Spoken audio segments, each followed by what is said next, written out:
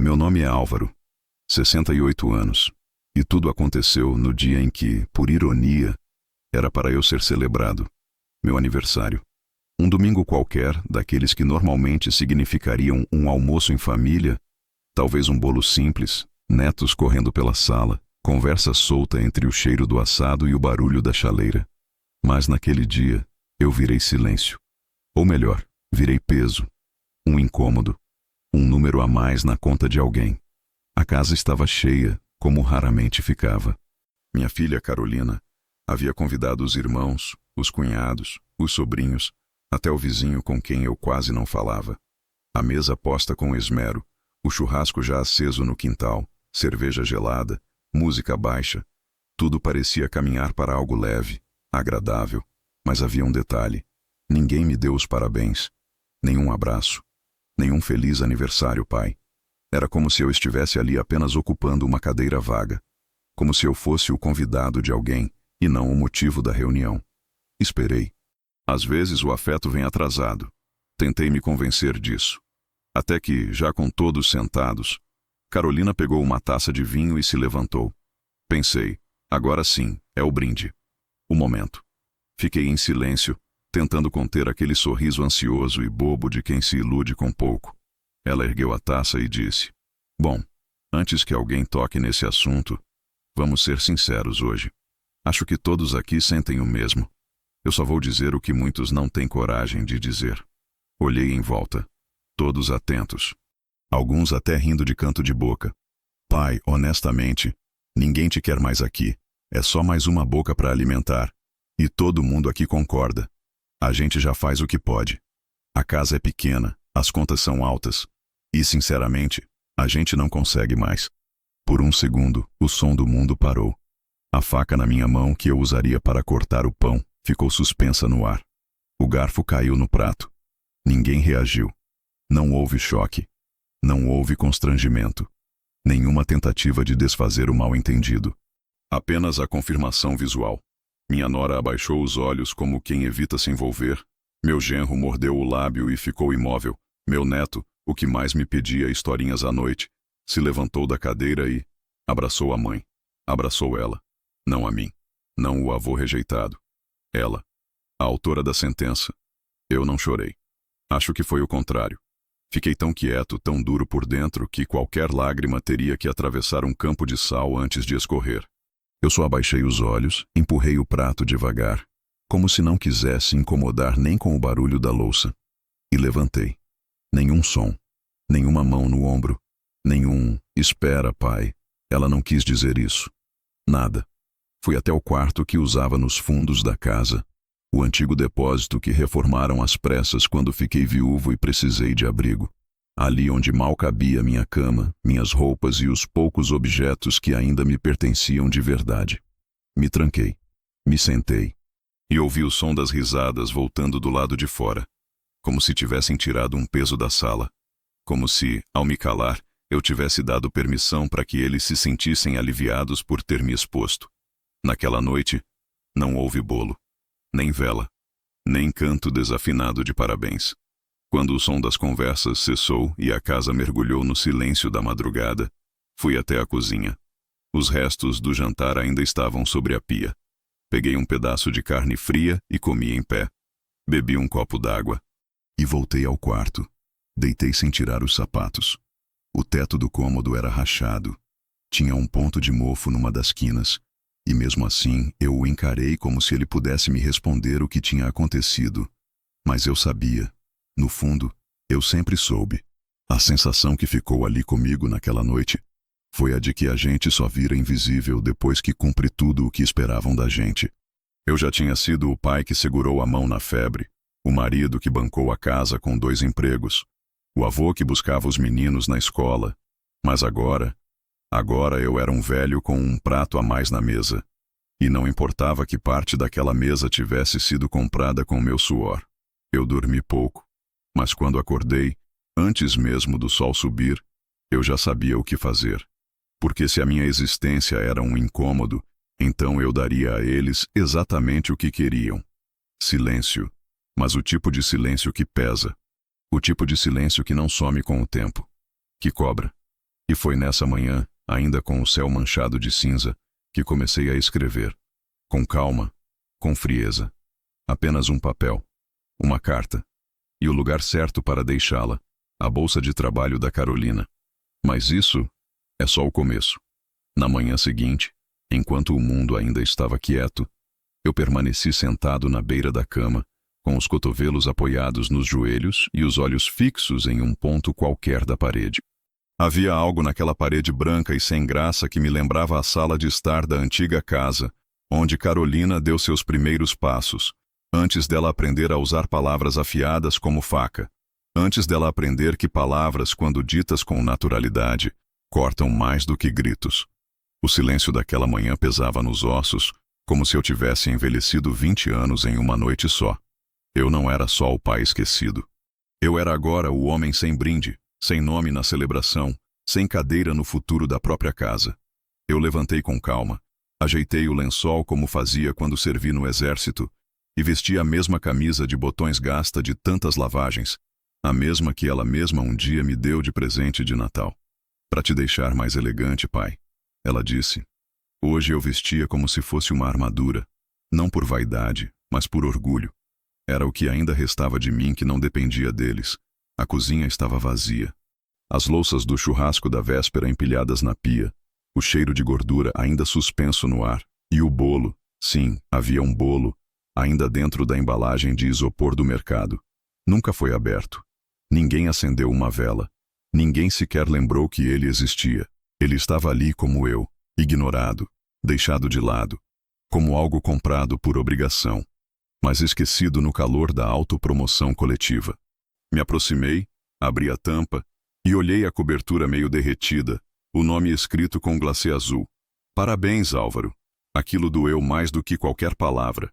Eles compraram o bolo. Eles sabiam. E mesmo assim me apagaram. Não toquei no bolo. Apenas fechei a tampa e empurrei de volta para a geladeira. Um detalhe me chamou a atenção. A cerveja havia acabado. O vinho também. Mas o bolo estava intocado. Não faltou bebida, nem riso, nem som. Faltou só uma coisa: humanidade. Subi até o andar de cima. Os quartos estavam fechados, e eu ouvia o zumbido baixo do ar-condicionado. Eram quase 7 da manhã, e eles ainda dormiam. Como se nada tivesse acontecido. Como se eu não tivesse sido enterrado vivo na noite anterior por palavras ditas com calma. Ninguém te quer aqui. Eu nunca imaginei que ouviria isso da minha filha, menos ainda na frente dos meus netos, menos ainda sendo confirmado com abraços. O que me doía não era a rejeição, era a maneira casual como ela veio. Não houve drama, não houve rompante. Foi uma declaração seca, impessoal, como quem diz que o aluguel vai subir ou que acabou o leite. Aquilo não foi um erro. Foi um cálculo, um plano concluído. Eles já tinham decidido. Faltava só comunicar ao velho que a fase dele tinha acabado. E naquele instante, subindo as escadas de volta para o meu quarto, ficou claro que o que me fizeram não foi um descuido. Foi escolha. Eles não esqueceram o aniversário. Eles apenas escolheram não lembrar. De volta ao meu quarto, sentei novamente e respirei fundo. Eu havia passado a noite toda pensando, mas não sobre o que eu sentia. Isso eu já sabia. Pensei no que ainda estava ao meu alcance. Pensei nas contas que ainda estavam no meu nome, no carro que eu ainda pagava com meu cartão, na casa que, por ironia, estava no nome dela, mas tinha sido construída com o dinheiro da venda do sítio que foi do meu pai. Pensei em todas as vezes que a salvei de enrascadas financeiras, das vezes que paguei as parcelas do curso de inglês do neto, às escondidas do genro, só para ele não se sentir menor. Pensei em cada transferência feita no silêncio, sem esperar gratidão, mas acreditando que respeito era o mínimo. E foi ali que decidi. Eu não ia confrontar, não ia berrar, não ia exigir espaço onde já não havia nem sombra. Eu deixaria algo mais forte que minha voz falar por mim. Peguei uma folha lisa de papel, aquelas de bloco de escritório. Escrevi com letra firme, pequena. Cada linha foi medida, cada palavra escolhida com precisão.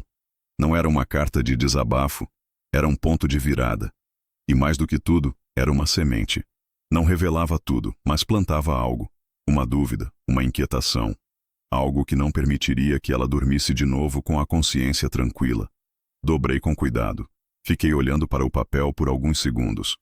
Depois levantei, atravessei o corredor e entrei silenciosamente no quarto da Carolina. A bolsa de trabalho dela estava pendurada na maçaneta. Senti um arrepio. Por um instante, pensei em desistir, mas lembrei da frase: "Ninguém te quer aqui", e lembrei do abraço do meu neto nela. Era isso que ela tinha ensinado a ele. Que amor tem prazo, que presença cansa, que velhos devem sumir. Coloquei a carta no fundo da bolsa, entre as pastas e os documentos do trabalho. Fechei com cuidado. Voltei para o quarto. Deitei e dormi. Pela primeira vez em dias, dormi. Porque agora quem ia perder o sono não era mais eu. Naquela noite o mundo parecia suspenso. Eu já havia cumprido minha parte. A carta estava escrita, dobrada, escondida onde ela encontraria no momento mais banal do dia, no meio de reuniões, pressa e café frio. E era esse o meu plano. Não causar barulho, mas desestabilizar o silêncio dela. Mexer no que ela julgava seguro. E agora, o que me restava era aguardar. Esperar como se espera o resultado de uma semente plantada em solo seco. Com paciência, mas sem perdão. Voltei para o meu quarto ainda com o cheiro da casa grudado na roupa. Aquele cheiro de comida reaproveitada, de produto de limpeza barato, de perfume de nora espalhado pelos corredores. Tudo isso misturado com uma ausência de alma que dava enjoo. A casa não era mais lar. Era um lugar onde eu dormia, mas já não habitava. Onde circulava, mas já não era notado. Um espectro bem vestido, com CPF e nome nos boletos, mas nenhum lugar no coração de ninguém. Quando fechei a porta, reparei no detalhe da fechadura que range toda vez que se tranca. Antes eu achava irritante. Agora, era conforto. Era o único som que ainda me respondia. Me sentei na beira da cama e deixei o corpo cair devagar. O colchão afundou com o cansaço acumulado. Estiquei as pernas e cruzei as mãos sobre o peito, como quem ensaia o próprio velório. Mas não havia morte ali. Havia só cansaço. Um cansaço que não se cura com remédio ou férias. É o cansaço de uma vida inteira de lealdade desperdiçada. Eu olhei para o teto. Rachado, sem pintura nova desde que me colocaram ali. As paredes ainda tinham marcas do antigo depósito. E mesmo com o ventilador ligado, fazia frio. Um frio que não vinha do clima, mas da certeza. A certeza de que eu era um hóspede com prazo. Um corpo tolerado. Um incômodo tratado com boa aparência. Um velho que só servia se ficasse quieto, se pagasse em dia, se não atrapalhasse a dinâmica da casa. A lembrança da noite anterior começou a voltar em flashes. A taça erguida. A frase dita com naturalidade. Ninguém te quer aqui. O silêncio dos outros. O abraço do meu neto nela. Aquilo era a consagração de um ciclo que eu demorei tempo demais para perceber. Carolina não me via como pai há anos. Só como uma extensão do problema. Uma despesa ambulante. Uma sombra que ela não queria mais ver ao fundo das fotos de família. E então eu pensei, onde foi que eu errei? Em que momento minha presença passou a ser peso? Teria sido quando vendi meu sítio para pagar o curso dela em São Paulo? Ou quando deixei de viajar com a sua mãe para cuidar das crianças enquanto ela fazia especialização? Ou talvez quando emprestei o carro, mesmo com medo de que ela batesse? Mas logo em seguida me corrigi. Eu não errei. Eu só fiz o que qualquer pai faria por um filho. E o erro talvez tenha sido esperar reciprocidade. O erro foi acreditar que ensinar sobre amor era o suficiente para gerar respeito. Não foi. Na madrugada, acordei com um barulho leve no corredor. Devia ser ela saindo para o banheiro. Fiquei em silêncio. Fingi que dormia. Queria ver se passaria pela porta, se diria algo. Mas nada. Nenhuma batida, nenhum sussurro. Apenas passos que iam e voltavam. Como se eu não existisse. Como se aquele quarto fosse de um estranho. Ela não sabia da carta. Ainda não. Voltei a fechar os olhos. Mas o sono não veio. Então peguei o velho caderno de capa preta que guardava na gaveta. Um diário que nunca mostrei a ninguém. Comecei a anotar os detalhes. Não da humilhação, mas do que ainda estava no meu controle. Contas, documentos, senhas, lembretes. Tudo que um velho supostamente inútil ainda comandava de forma invisível. O financiamento do carro, a procuração do plano de saúde, o nome na matrícula do imóvel. Coisas pequenas, mas que sustentavam o chão onde ela pisava com tanta arrogância. Cada linha que eu escrevia era uma confirmação. Eles me viam como descartável, mas viviam sobre o que eu construí. E por isso, naquele instante, comecei a reorganizar minha saída. Não de forma brusca, mas definitiva. Não como quem foge, mas como quem devolve a liberdade àqueles que acham que viveriam melhor sem você, e depois os observa afundar no próprio ego. A noite foi longa. O frio parecia mais intenso. A casa era um corpo dormindo, e eu era o único órgão ainda funcionando. Isolado, racional, silencioso, mas vivo. Quando o céu começou a clarear, levantei. Abri a janela estreita do meu quarto e deixei o ar da manhã entrar. Era cortante, mas limpo. Diferente do que se respirava lá dentro. Respirei fundo e sorri. Pela primeira vez, sorri sem amargura. Porque agora eu tinha um plano. E o primeiro passo já estava dado. A carta. O que viria depois, eu sabia, não dependeria de grito, mas de estratégia. A partir daquele dia, cada passo meu seria milimétrico. Cada gesto, calculado. Porque se eles achavam que estavam lidando com um peso morto, logo descobririam que há velhos que sabem muito bem como virar a mesa, sem precisar levantar a voz. O corpo caminha por instinto, mas é a memória que decide se os pés vão em frente ou se afundam no chão. Naquela manhã, depois da noite mais fria que já vivi dentro de uma casa com telhado, meu corpo se movia, mas a cabeça mergulhava, não no futuro, mas no que foi, ou no que eu achei que tinha sido. Carolina ainda dormia quando saí de casa bem cedo. O barulho do portão que abri devagar foi o único som que ouvi.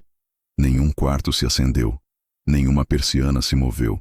E eu, velho descartável, fui tomar um café numa padaria simples, onde o atendente pelo menos me olhava nos olhos. Sentei sozinho. Pedi o mesmo de sempre, pingado e pão na chapa. Era hábito antigo, da época em que a vida tinha outro gosto, mesmo nos dias mais duros.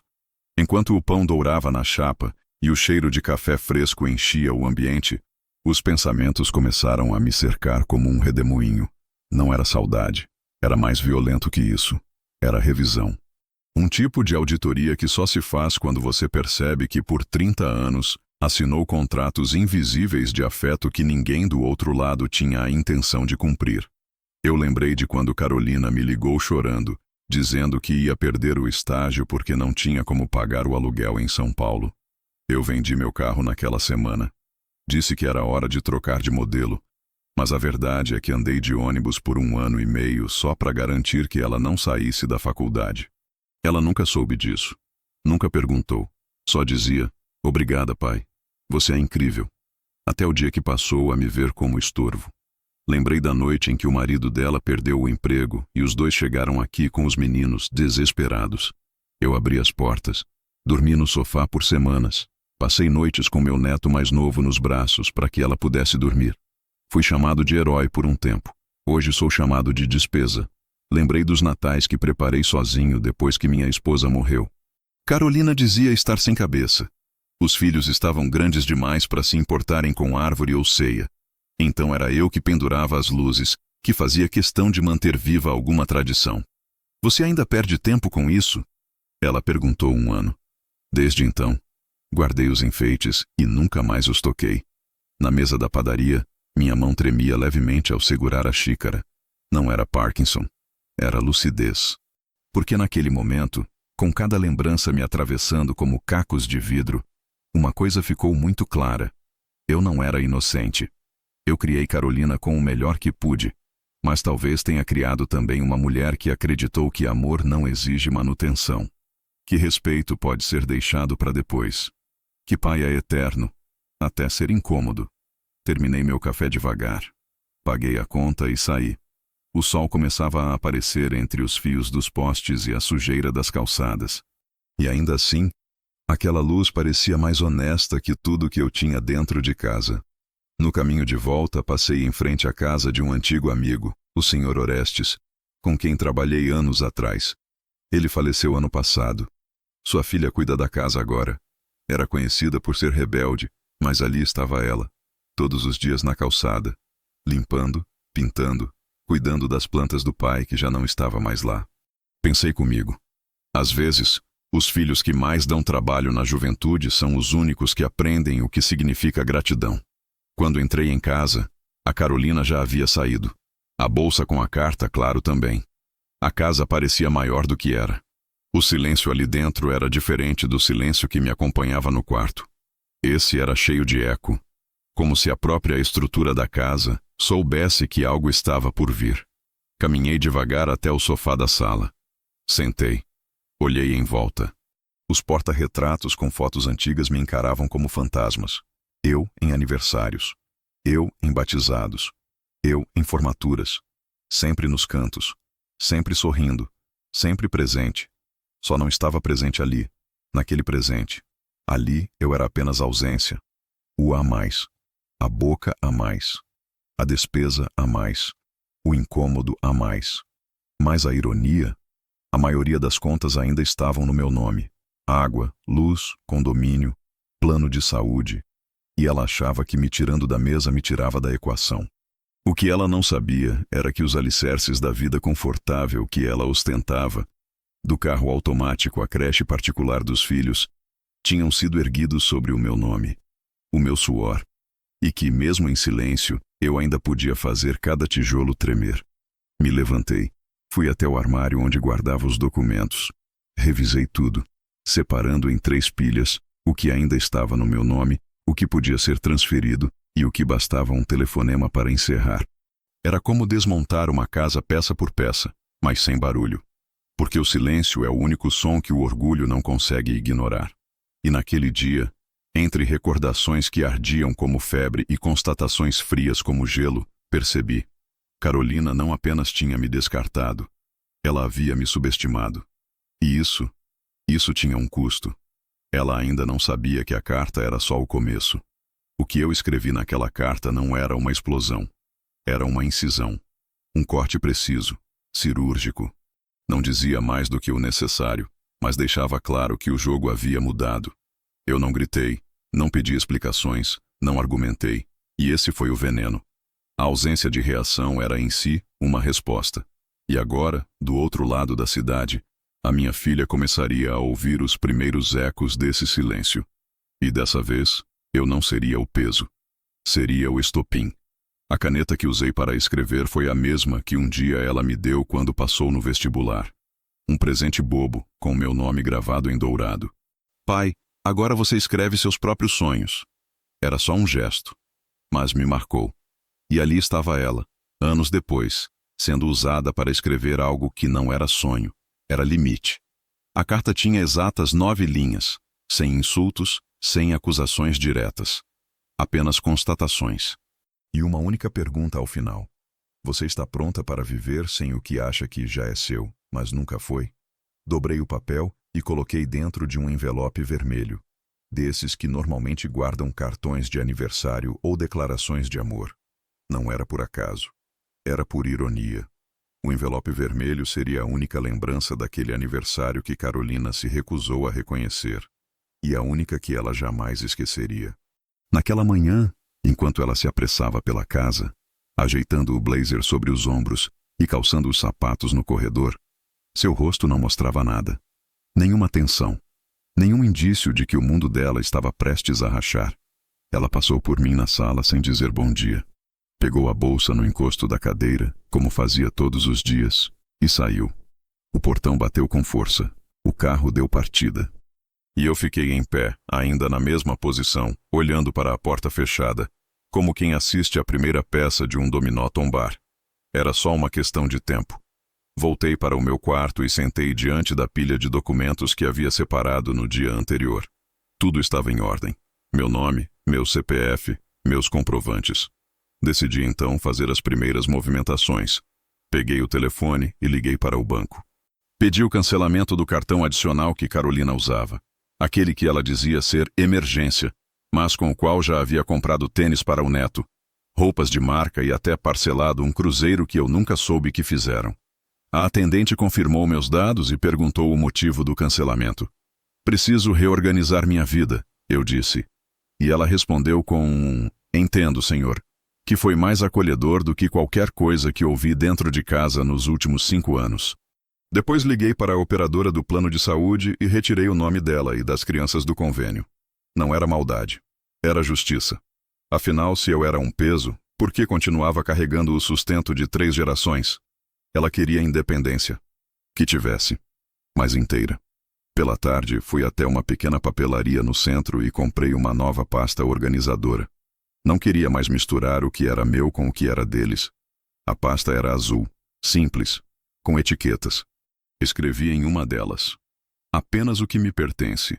Ao lado coloquei meu RG, CPF, certidão de casamento, escritura do antigo terreno do interior, o documento da moto que ainda estava em minha posse e as chaves de um cofre antigo que ninguém mais lembrava que existia. Eu lembrava. E agora, mais do que nunca, sabia o valor de lembrar. Voltei para casa e me sentei à mesa. Não almocei. Apenas esperei. Quando o relógio marcou 17h48, o portão se abriu. Era Carolina voltando do trabalho. Desliguei o rádio. O som do salto batendo no piso da garagem foi ficando mais acelerado. Ela entrou com o celular na mão e a bolsa no ombro, jogou as chaves na mesinha e passou direto por mim. Nem olhou.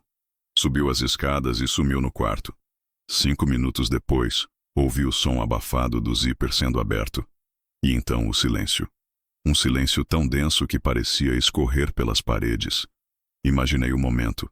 Ela remexendo os papéis, achando o envelope, abrindo, reconhecendo minha letra, lendo devagar, parando, voltando à primeira linha, sentindo o peso de cada palavra, a frieza daquilo que não podia mais ser desfeito. E então, a dúvida. O que eu quis dizer? O que eu sabia? O que ela estava prestes a perder? 10 minutos depois, ela desceu as escadas. Mas dessa vez, me olhou. Os olhos estavam diferentes. A sobrancelha tensa, os lábios secos. Ela não disse nada. Só passou por mim, com o celular na mão. Entrou na cozinha e ligou a chaleira elétrica. Fingia normalidade. Mas não percebia que a mão tremia. Colocou água no bule, mas esqueceu o chá. Só a água. Só o ritual. E então veio a primeira mensagem. O barulho do celular vibrando sobre a bancada. Ela olhou, pegou o aparelho. Leu. O rosto mudou. Depois outra. E mais outra. A sequência começou. Começou ali. Voltei para meu quarto em silêncio. Fechei a porta. E sentado na mesma cadeira de sempre, sorri pela primeira vez desde o dia do meu aniversário. Não por vingança. Mas porque, enfim, alguém começava a entender que a ausência de um pai não é apenas física. É estrutural. É como tirar a viga mestra de uma casa e esperar que ela continue de pé. E essa casa ia tremer. Na casa em que morei pelos últimos anos, havia uma rotina que funcionava como um relógio velho, mas confiável. Carolina saía para o trabalho às 7, voltava pouco antes das 6. Os meninos chegavam da escola por volta das 4. Largavam os tênis na sala, ligavam a televisão sem olhar para ninguém. O marido dela, Marcos, só aparecia depois das 7, geralmente cansado, com a mochila de academia pendurada nas costas e um cheiro de desinteresse no rosto. Eu ficava ali, transitando como sombra entre os corredores, colocando lixo para fora, lavando a louça que todos fingiam não ver, regando as plantas que ela dizia que eram minhas obrigações, já que eu não trabalhava mais. Era uma casa em que eu não podia ser ouvido, só útil. Mas naquele dia, a rotina foi quebrada com a mesma violência que se quebra vidro grosso com um martelo. Não houve barulho alto, mas o estilhaço estava em tudo. A partir do momento em que Carolina leu a carta, nada seguiu como antes. E pela primeira vez em anos, quem se sentia deslocado dentro daquela casa não era eu. Na manhã seguinte acordei antes de todos, como sempre. Mas algo estava diferente. A luz do quarto dela acesa desde a madrugada. A bolsa jogada no chão da sala. O café da manhã por fazer. Sinais de uma mente que não dormiu. Sinais de alguém que finalmente entendeu o que significa viver com a dúvida cravada no peito. Ouvi a porta do banheiro bater. Logo depois, passos apressados. O som do celular vibrando sem parar. Ela saiu de casa sem dizer uma palavra, mas com o rosto pálido e o olhar perdido. Não vestia a roupa habitual de trabalho. Estava desarrumada, e isso, em Carolina, era sinal de que algo muito mais profundo estava desabando. Esperei que ela saísse e então entrei no quarto. Não por vingança, mas por estudo. Queria ver com os próprios olhos o efeito de uma simples carta. E vi. Papéis espalhados. A carta amassada ao lado da cama. Rascunhos de respostas que ela tentou escrever, mas não terminou. Nomes rabiscados. Círculos em contas bancárias. E sobre a cômoda, o celular dela desbloqueado, exibindo notificações consecutivas. Ligação perdida. Mensagem não lida. Urgente. Precisamos conversar. O que está acontecendo? Voltei para o meu quarto com um único pensamento. Ela estava cercada. Não por mim, mas pelas verdades que o silêncio tinha libertado. Eu havia escrito apenas 9 linhas, mas as palavras que não estavam lá foram as que mais falaram. Porque o medo maior não é o que se lê, é o que se imagina depois de ler. Carolina havia criado uma vida confortável baseada na ideia de que tudo estava sob controle. Que eu era uma peça velha do tabuleiro, um peso aceitável desde que silencioso. Mas o que ela esqueceu é que peças velhas às vezes sustentam o tabuleiro inteiro. E agora ela tentava correr de um colapso que começava exatamente onde ela achava que jamais seria tocada. No prestígio. Mais tarde, quando ela voltou para casa, havia algo novo no ambiente. Nervosismo. Ela entrou pela porta falando ao telefone, com a voz baixa, quase suplicante. Eu entendo, mas, por favor, não tire agora. Eu vou resolver isso, é só um mal-entendido. Bateu à porta do quarto. Os meninos estranharam. O menor veio até mim e perguntou se a mãe estava doente.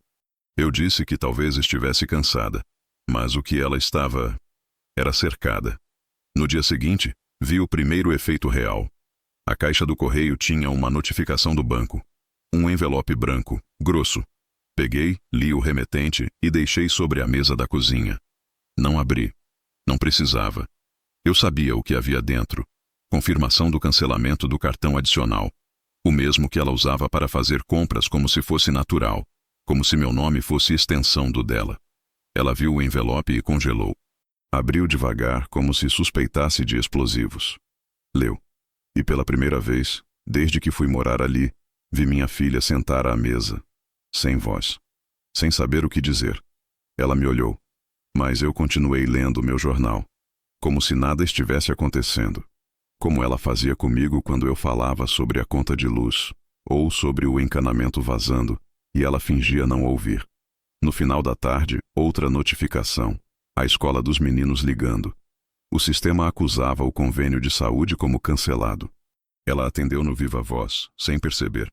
Sim, eu vou regularizar, é só um ajuste no plano. Desligou e ficou olhando o celular por longos segundos. Não sabia o que fazer. Porque agora, ela dependia de mim, e eu não estava mais lá. A rotina dela virou pânico. As manhãs passaram a começar com mensagens, as tardes, com ligações, e as noites, com insônia. Marcos, o marido, começou a perceber. Na primeira semana, tentou perguntar o que estava acontecendo. Na segunda, já falava em voz alta que não era ele quem sustentava isso tudo. E na terceira, apareceu em casa dizendo que talvez fosse melhor tirar um tempo, porque essa casa virou um hospício. Eu só assistia, sentado, silencioso, acompanhando a implosão com a serenidade de quem já viveu demais para perder tempo com gritaria. Porque às vezes o caos precisa ser observado em silêncio, e eu já havia feito minha parte. A carta, a retirada do convênio, o cancelamento dos cartões. E o mais importante, o fim da minha cumplicidade. Agora era com ela. A verdade tem um jeito estranho de escorrer. Ela não grita, ela infiltra. Começa como um rumor que ninguém leva a sério. Depois vira uma dúvida desconfortável. E por fim, se torna impossível de ignorar. E naquele momento da história, a carta que deixei na bolsa da Carolina já não era mais só dela. Era um fantasma caminhando pelos corredores da empresa onde ela trabalhava, rondando reuniões, circulando entre contatos antigos, sussurrando coisas que ela não conseguia desmentir sem tropeçar na própria postura.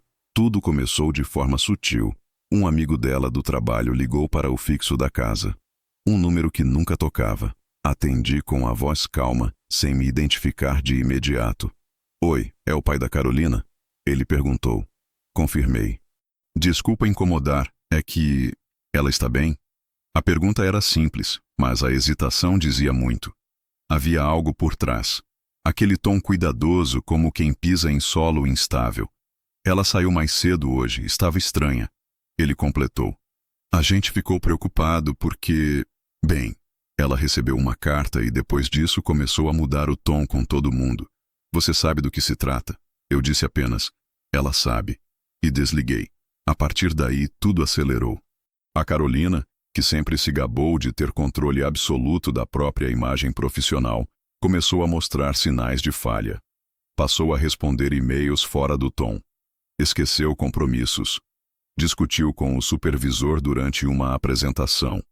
Um dia chegou em casa chorando, dizendo que tinha sido afastada temporariamente. Mas não me olhou nos olhos enquanto falava. Não pediu consolo. Porque sabia. Sabia que a origem daquilo não era um surto. Era o efeito dominó. O que ninguém no trabalho dela sabia, mas a carta deixava implícito, é que ela construía sua fachada de profissional estável sobre um terreno financiado por mim. Que a casa que dizia ser resultado de muito esforço tinha sido comprada com dinheiro da venda de um terreno que foi do meu pai. Que o carro que ela exibia como conquista foi quitado com parcelas debitadas da minha aposentadoria. Que até os cursos das crianças foram pagos com o meu nome no débito automático. A carta não dizia tudo isso, mas deixava brechas. Perguntas que, se feitas, abririam buracos. E foi isso que começou a acontecer. Gente perguntando, discretamente, como ela havia conseguido financiar o último curso, se ela e o marido estavam com problemas financeiros, se tinham perdido o plano de saúde. Um colega que ela desprezava disse, segundo ouvi, algo como: quem vive do nome dos outros, uma hora esquece que tem o próprio. Ela não respondeu. Só saiu da sala. Os amigos próximos dela, os mesmos que frequentavam a casa nos domingos de piscina e churrasco, sumiram, um a um. Deixaram de responder mensagens, cancelaram encontros. Até as redes sociais começaram a ficar vazias de curtidas.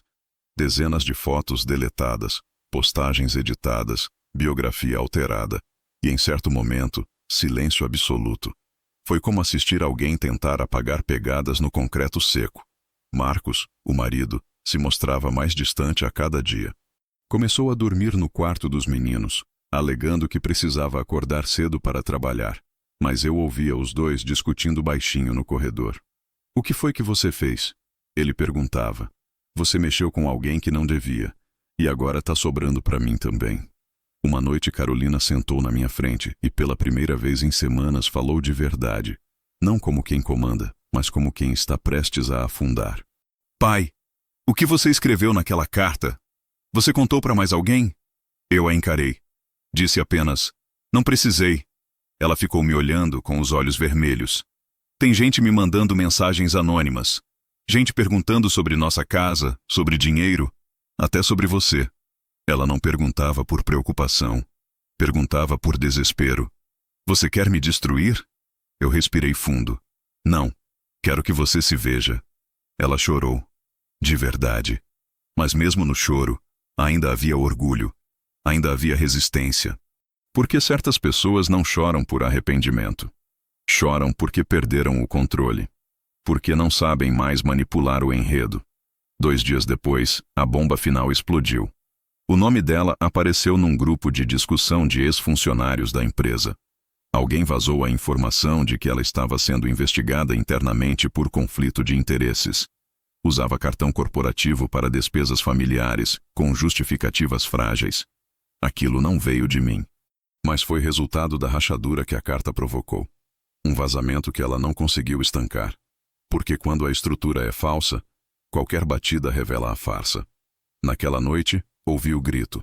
Ela trancada no banheiro. Um som de raiva e choro misturado. Marcos batendo na porta, mas sem insistir. Eu fiquei no meu quarto. O som não me assustava. Me confirmava. Ela, que me viu como um fardo, agora segurava sozinha o peso de tudo que construiu sobre mim. O silêncio seguinte foi o mais revelador. Carolina não saiu do quarto por 2 dias. As crianças começaram a me perguntar o que estava acontecendo. Eu apenas dizia: é só um momento difícil. Mas dentro de mim, eu sabia. O momento difícil era só o começo. E a verdade, essa que escorreu de 9 linhas escritas à mão, já tinha deixado marcas que nenhum pedido de desculpas poderia apagar. Chegou um momento em que até o silêncio dela fazia barulho. O ranger das portas que não se abriam, os passos que não desciam as escadas, o cheiro do café que não subia da cozinha, tudo indicava que a rotina havia se desfeito. A casa inteira estava suspensa.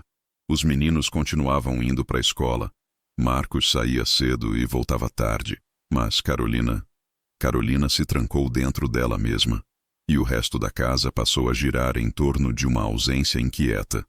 Era como morar num corpo com o coração desligado. Eu observava tudo com a calma de quem não precisava mais provar nada. A carta tinha feito o que precisava fazer. Não por vingança, mas por justiça.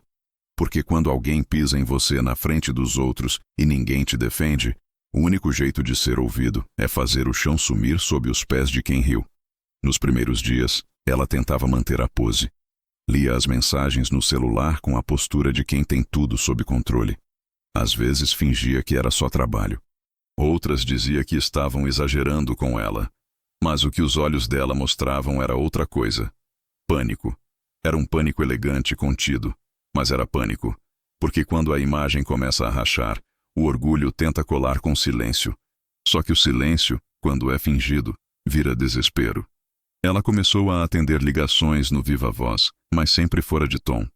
Errava nomes, confundia datas, pedia desculpas demais. No começo, eu apenas ouvia. Depois, comecei a contar. Em 3 dias, foram 104 notificações entre ligações perdidas, mensagens não respondidas e e-mails não abertos. Ela apagava algumas, respondia outras com frases vagas. Resolvo ainda hoje. Foi um mal-entendido. Estou em contato com o responsável. Mas ninguém acreditava mais. E então vieram os bloqueios. Colegas de trabalho que deixaram de seguir. Antigas amigas do condomínio que pararam de responder. Um dos sócios da empresa onde ela prestava consultoria enviou um e-mail formalizando o fim da parceria. Ela leu em voz alta para o Marcos. Perdemos a confiança nos processos que envolvem sua atuação direta. Desejamos sorte. Ele ficou em silêncio. E foi dormir no quarto das crianças. Na noite seguinte, Carolina jantou sozinha. Nem os filhos quiseram sentar à mesa com ela. A mais velha, que sempre a idolatrava, perguntou baixinho antes. Mãe fez alguma coisa errada? Eu apenas respondi. Às vezes, quando a gente não respeita quem ajudou a gente a levantar, a vida ensina. Ela assentiu com a cabeça e foi comer na sala. Foi ali que percebi. A carta que eu deixei foi só a centelha. O que realmente queimava agora era o acúmulo. Os anos de soberba. Os anos de silêncio imposto. As vezes em que me tratou como um favor. E agora, ela colhia tudo, sozinha. O número de mensagens não lidas subia como febre. Uma tarde, vi o celular dela largado na mesa com a tela acesa. 327 mensagens. De bancos, colegas, RH, escola, advogados, amigos. Vi isso e pensei. Ela virou refém do que tentou esconder. Cada notificação era uma cobrança por algo que ela dizia dominar. Mas ninguém controla o que constrói sobre mentira. Ninguém sustenta uma casa sobre muros de desprezo. E mesmo com todo esse caos, ela ainda não pedia desculpas. Ela chorava, tremia, gritava sozinha no banheiro, mas não se desculpava, porque o orgulho dela era maior do que o estrago, porque admitir que precisava de mim era mais doloroso do que perder tudo que tinha. Então ela tentou outro caminho. Mandou o filho vir até mim, o mais novo, um bilhete na mão. Dizia apenas: Pai, sei que exagerei. Podemos conversar? Carolina. Eu li. Dobrei o papel, entreguei de volta e pedi que dissesse: ainda não, porque perdão não se pede por medo. Se pede por consciência. 2 dias depois, outro gesto. Um envelope sobre a minha cama com um vale-presente de farmácia. Eu entendi o que era. Um pedido de desculpa disfarçado de gentileza. Mas não era isso que eu precisava. Nunca foi presente. Foi presença. Foi respeito. Eu devolvi o vale-presente. No lugar, deixei sobre o travesseiro dela a cópia de uma transferência bancária antiga. R$ 48.850. Dinheiro que um dia dei para cobrir uma dívida dela com o cartão de crédito anos atrás. Ela nunca me pagou. Nunca mencionou. Nunca sequer agradeceu. A legenda na cópia dizia: o começo do que você chama de independência. Na manhã seguinte, ela não saiu para o trabalho. Ligou para dizer que estava doente. Mas não era febre. Era ruína. O corpo de quem carrega uma vida baseada em silêncio, mentira e pose, adoece quando a verdade chega. O mais irônico de tudo? A carta nem dizia metade do que eu sabia. Mas ela entendeu que bastava uma fagulha para que tudo o que ela ignorava em mim virasse fogo. Agora, cada notificação no celular dela não era só uma mensagem. Era um lembrete. De que o velho que ela chamou de boca a mais para alimentar era também o pilar invisível que sustentava a imagem que ela vendia ao mundo. E esse pilar não queria mais segurar nada. O que aconteceu na tarde daquela sexta-feira não foi um pedido de desculpas. Foi um ato de desespero. Um último esforço de alguém que achava que ainda podia voltar a ocupar o centro do palco depois que as luzes já tinham se apagado.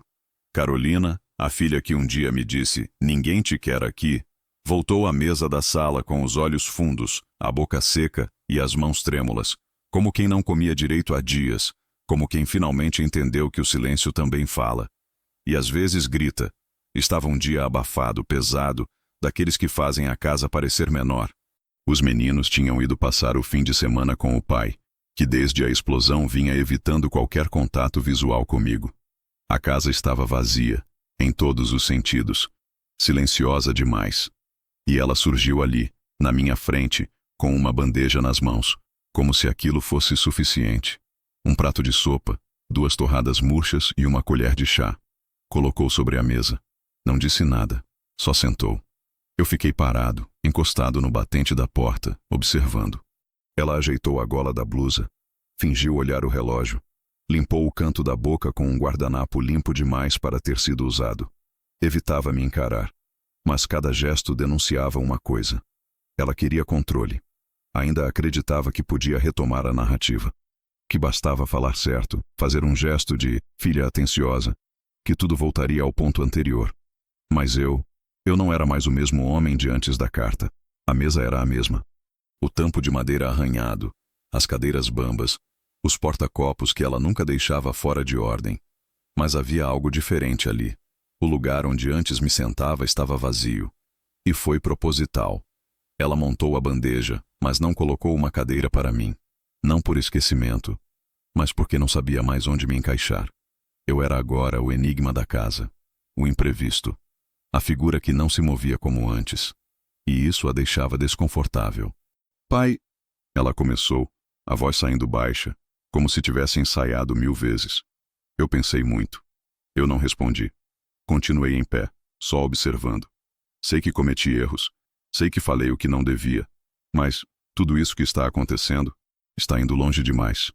Ela usava o tom de vítima, de alguém que está sofrendo as consequências de algo que simplesmente aconteceu. Mas não foi isso. Ela tinha esquecido que as palavras que me cortaram não foram ditas no calor do momento. Foram ditas com frieza, ditas com o apoio do silêncio coletivo. E não foi só o que ela falou. Foi o que ninguém impediu. Eu sei que a carta, que aquilo mexeu comigo, me fez pensar. Ela continuava. Mas você podia ter me procurado, ter falado comigo direto, não espalhado tudo, não me exposto. E ali, finalmente, eu reagi. Um passo à frente, o olhar fixo. Falei sem elevar a voz. Eu não espalhei nada. As pessoas só descobriram quem você era quando você perdeu o controle da narrativa. Ela abaixou os olhos, pela primeira vez, sem rebater. Mas ainda assim, sem admitir. Você me colocou nessa situação. Ela murmurou. Eu perdi meu nome. Estou perdendo minha carreira. E foi nesse momento que percebi. Ela ainda acreditava que eu queria que ela perdesse tudo. Mas não era isso. Eu queria apenas que ela me visse. Que visse o homem que morava naquela casa sem ser notado. O homem que sustentava as contas, que cuidava dos netos, que silenciava todas as pequenas humilhações em nome da paz. Mas ela só entendeu isso quando perdeu a estabilidade que julgava sólida. Quando sentiu o chão tremer, ela empurrou a bandeja para frente, como quem oferece paz. Você quer comer alguma coisa? Eu fiz. Eu dei meia volta e saí da sala, sem responder, sem tocar no prato, não por desprezo, mas porque aquele gesto, tão tardio, não era fome que eu tinha. Era outra coisa. Era sede de respeito, e essa não se mata com caldo de batata. Naquela noite, ela não jantou. A sopa ficou esfriando sobre a mesa por horas. O cheiro foi se espalhando pela casa, criando um incômodo agridoce. Um retrato perfeito do que ela tinha tentado fazer, oferecer afeto decorativo, um enfeite de desculpa sem conteúdo. Mas o tempo da encenação tinha passado. Eu voltei para o meu quarto, abri a pasta azul onde guardava tudo que era meu. Os documentos, os extratos, as provas silenciosas da minha presença ativa, e acrescentei algo novo. A carta original, a que deixei na bolsa. Ela havia rasgado, mas eu recuperei os pedaços no lixo e colei. Era simbólico. Ela tinha tentado apagar, mas não conseguiu. E agora, aquela carta era o marco da virada. O ponto de ruptura entre o que fui e o que eu decidi não ser mais. Na madrugada, ouvi a porta da sala abrir. Passos leves. Carolina foi até a cozinha, jogou a sopa na pia. Prato, colher, bandeja, tudo no lixo, sem barulho, sem palavra. Só o som da derrota sendo lavada em silêncio. Na manhã seguinte, encontrei sobre a mesa um envelope. Branco, sem nome. Dentro, havia um pedido escrito à mão. Pai, se você quiser ficar com a casa, eu posso sair. Era o sinal mais claro de que ela tinha entendido. Não havia mais domínio. Não havia mais certeza. Pela primeira vez, era ela quem perguntava onde era o seu lugar. E pela primeira vez, eu podia decidir se responderia, ou apenas deixaria a mesa vazia. A casa onde morei por tantos anos não era mais a mesma. As paredes pareciam menores. O som da televisão não se espalhava como antes. E o ar carregava um peso invisível, denso. A verdade tinha entrado pelos cantos e se instalado nos móveis. Carolina andava pela casa como uma hóspede envergonhada. Evitava meu olhar, falava apenas o necessário. Os meninos, já percebendo que algo tinha mudado, passaram a me tratar com mais cuidado. Como se pressentissem que o velho calado não era mais invisível. Era alguém que agora tinha o poder de fazer silêncio, do tipo que pesa. A carta que deixei em sua bolsa, tão simples, tão breve, se tornara um divisor de águas. E a ironia é que ela jamais foi enviada a ninguém além dela. Mas o efeito, esse sim, viajou rápido. Porque a verdade, mesmo insinuada, tem mais alcance do que qualquer grito. Na semana seguinte, recebi uma ligação do banco confirmando o bloqueio definitivo dos acessos vinculados ao meu nome. As notificações que antes iam direto para o e-mail dela voltaram a mim. Pela primeira vez em anos, tudo o que era meu estava sob meu controle. Foi nesse dia que percebi que o último fio que nos unia por conveniência tinha sido cortado. E isso, mais do que qualquer discussão, selava o fim. No final daquela mesma tarde, quando voltei da padaria, havia uma nova bandeja sobre a mesa. Mas dessa vez não havia comida. Apenas um envelope, pardo, grosso, com o meu nome escrito à mão. Sentei e abri com calma. Lá dentro, uma carta, um pedido. Vinha em nome dela, mas carregava a voz do marido. Eles estavam se separando. Ela perdera o emprego. E agora, precisava de um tempo para reorganizar a vida com os meninos. No fim, uma proposta. Que eu permanecesse na casa até ela se reerguer. Que talvez pudéssemos começar de novo, agora com mais maturidade. Li tudo devagar. Duvidei de cada linha. Não por crueldade, mas por sabedoria. Já conhecia as palavras que nascem do medo. E aquelas linhas, por mais bem escritas, vinham de quem não sabia perder. Não havia ali humildade. Havia estratégia. Um apelo disfarçado de reconciliação. Um aceno de quem percebeu que perdeu tudo, menos a memória. E que talvez pudesse recuperar o que era confortável, se apelasse para a emoção certa. Deixei a carta dobrada sobre a mesa. Fui até meu quarto. Abri a pasta azul. Peguei um envelope branco. Escrevi 2 linhas. A casa é sua, mas minha paz Não. Estou saindo amanhã. Assinei. Dobrei. Coloquei sobre a carta dela. E saí para caminhar. Naquela noite, arrumei minha mala. As mesmas 2 malas com que cheguei. Poucas roupas, meus documentos, a pasta azul e a foto da minha falecida esposa. Nada mais. Não deixei bilhetes, não deixei recados, não levei ressentimentos. Levei apenas o que ainda me pertencia. Minha consciência limpa e meu nome. Às 6 da manhã, saí sem fazer barulho. O sol ainda não tinha subido, mas o céu já clareava. Peguei um carro por aplicativo e segui para um pequeno apartamento que aluguei 2 semanas antes. Não contei a ninguém. Era meu plano silencioso. Um canto só meu.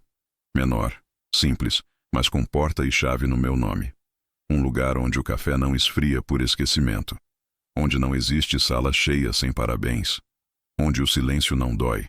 Onde ninguém diz que eu sou só mais uma boca para alimentar. Naquela tarde, no novo endereço, meu celular vibrou. Um número conhecido. Mensagem da Carolina.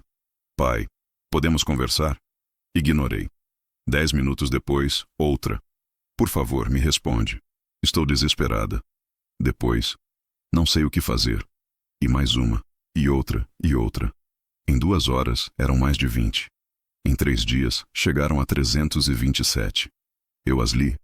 Não. Abri o celular, observei a tela, deixei os números crescerem e não respondi nenhuma. Porque às vezes o que a vida não ensina com palavras, ela ensina com o vazio. Eu não queria ferir, mas também não queria mais consertar o que não fui eu quem quebrou. E assim, a mesma mulher que um dia me disse, no meu aniversário, diante dos próprios filhos, que eu era só uma boca a mais para alimentar, agora se afogava nas próprias mensagens, sem saber que o silêncio, quando vira escudo, é mais afiado do que qualquer resposta. Naquela noite, preparei um café do meu jeito. Sentei numa poltrona simples, mas confortável. Coloquei a foto da minha esposa na estante e olhei pela janela. Do lado de fora, o mundo seguia. Mas ali dentro, pela primeira vez em anos, eu respirava. Sem notificações, sem dívida moral, sem lugar emprestado, sem mensagens para responder. E pela primeira vez, talvez pela última, fui só eu. Inteiro, incomodando ninguém, mas finalmente em paz.